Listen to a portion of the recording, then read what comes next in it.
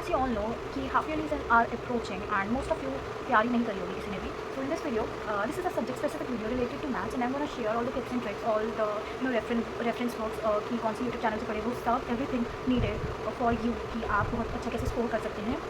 What I used to do because I didn't used to go to any coaching or tuitions, so मैंने self study करी with the help of YouTube channels and questions लगा के. तो कहाँ से question लगाने हैं, कौन सा यूट्यूब चैनल प्रिफरेबल है for maths.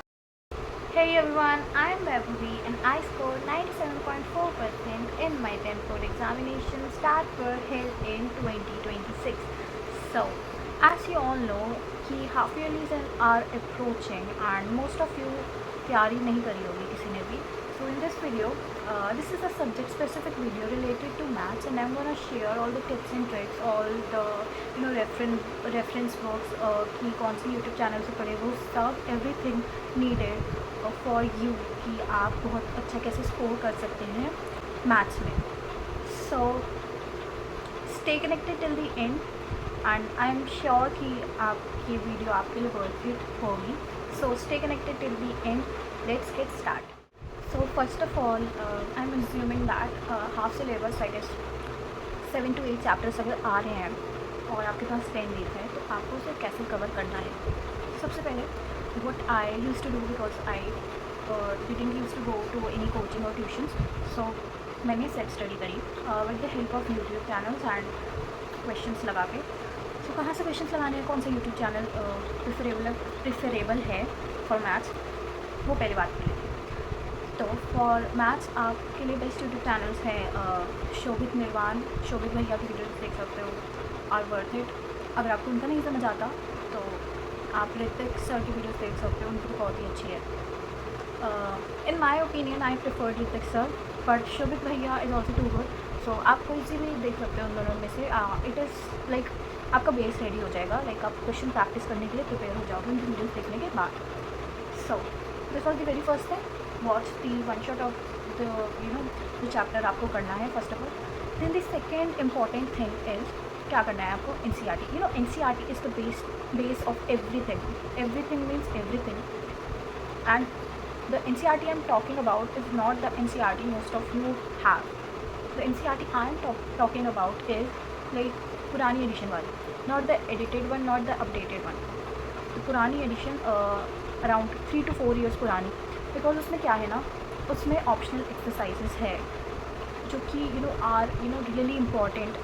Even if you don't go to any other reference book, you must make sure that कि आप वो NCERT की ऑप्शनल एक्सरसाइजेस कर रहे हो, अच्छे से कर लेनी है. अब तो पहले तो चैप्टर की स्टार्टिंग में बेसिक एक्सरसाइजेस रखी होती है जैसे 2.1 2.2 एंड जो पुरानी NCERT होती है उसमें लास्ट में होती है ऑप्शनल एक्सरसाइज.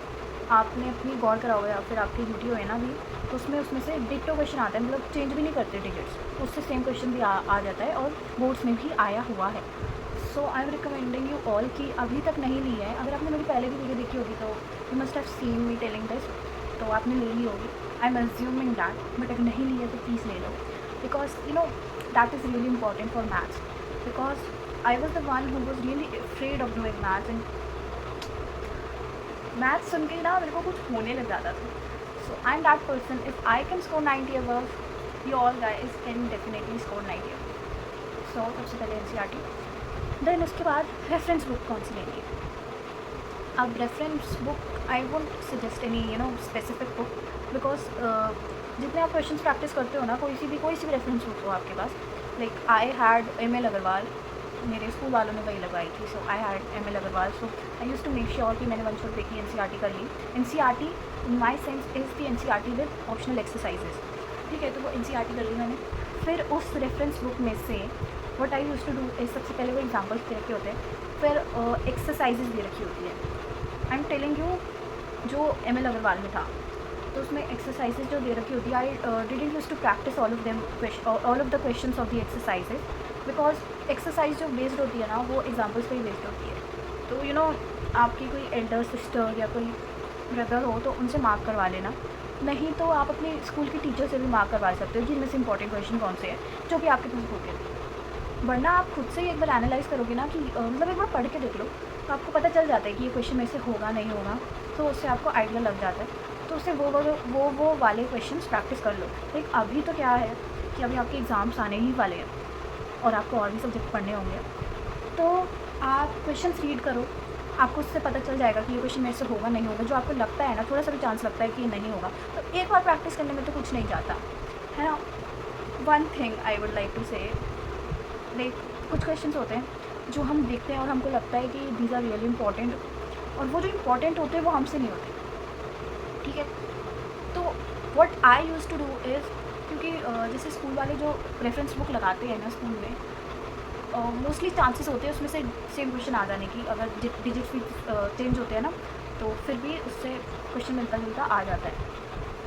तो मैं कभी कभी क्या करती थी ना कि मतलब मैं क्वेश्चन रट लेती थी, और मेरे को लगता था कि भाई अगर मेरे से नहीं हो रहा, मेरा हो गया इसमें, तो the best thing that I could do, like जो मेरे से हो पाता था मैं रट लेती थी। मैं ऐसा तो नहीं है कि आप सब रट लोगे, तो जैसे मेरे में क्या होता था, कुछ होते थे तो मैं उसको रट लेती थी कि ये स्टेप ऐसे है, इस स्टेप के बाद ये है, तो उससे कैलकुलेशन तो आप कर ही सकते हो, ठीक है।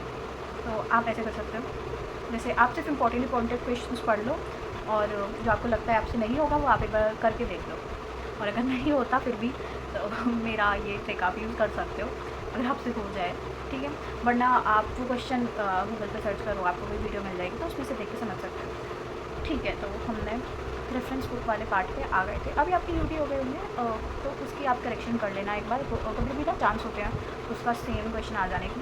One more important thing is that कि आप अपनी जो भी रेफरेंस बुक है, लाइक आपके पास RD है, RS है, जो भी है, ML वगैरह जो भी है, एग्जाम्पलर है, तो एग्जाम्पलर के लिए मैं क्या सजेस्ट करूँगी कि एग्जाम्पलर ना लास्ट में ही करना, लाइक जब बोर्ड्स आने वाले होंगे, क्योंकि आप अभी करोगे ना तो आपको लगेगा कि बहुत टफ है, तो इसीलिए तो वो लास्ट में करना जी। मतलब अगर आपको भी करना है तो कर लो, but in my suggestion, like जो मैंने किया, I am telling you that कि वो लास्ट में करना। अभी आप रेफरेंस बुक में से ना केस स्टडी प्रैक्टिस ज़रूर करना, क्योंकि केस स्टडी बहुत घूमने आती है, और आप लोगों ने सुना भी होगा कि 2026 का पेपर बहुत टफ आया था, बहुत कॉन्ट्रोवर्सी भी हो गई थी, कंप्लेन वगैरह भी की थी ना, आई गेस प्रशांत भैया, ऋतिक सर ने, है ना।